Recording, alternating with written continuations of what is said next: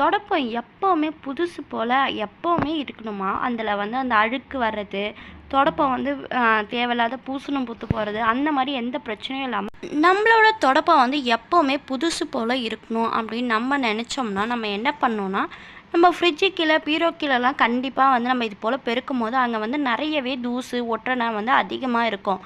அந்த மாதிரி டைமில் நம்ம என்ன பண்ணலான்னா, இந்த மாதிரி தூசு அதிகமாக இருக்கிற இடத்துல வந்து நம்ம துடைப்பத்தை யூஸ் பண்ணாமல், நம்ம துடைப்பத்து மேலே இது போல் வந்து நம்ம ஷாப்பிங்லாம் போனோம்னா அந்த கவர் தருவாங்க பார்த்தீங்களா?